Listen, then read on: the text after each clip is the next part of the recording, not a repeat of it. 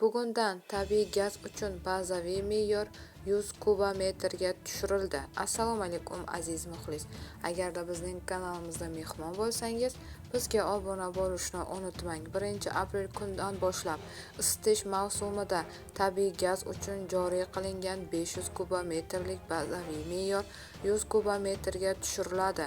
Bu haqda Hudud gaz ta'minoti aksiyadorlik jamiyati xabar berdi. Ma'lum qilinishicha, Vazirlar Mahkamasining 2024-yildagi 204-sonli qarori bo'yicha mazkur shkala mart oyida o'zgarishi belgilangan.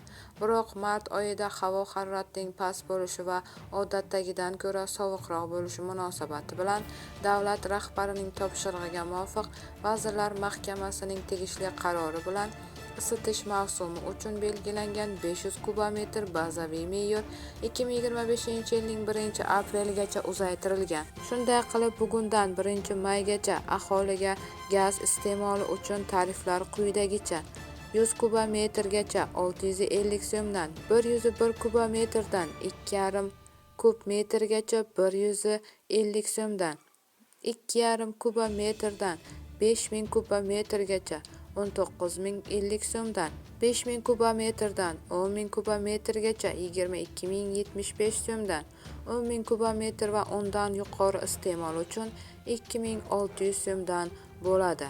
1-apreldan elektr energiyasi va gaz bo'yicha yangi tariflar kuchga kirishi kerak edi.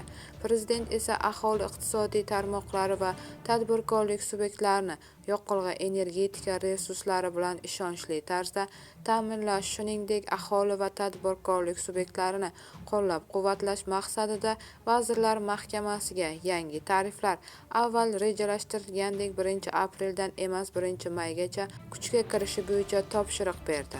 Shuning bilan 1-maydan aholiga gaz iste'moli uchun tariflar quyidagicha bo'ladi: 100 kubometrgacha 1000 so'mdan, 101 kubometrdan 250 kubometrgacha 1800 so'mdan etib belgilandi.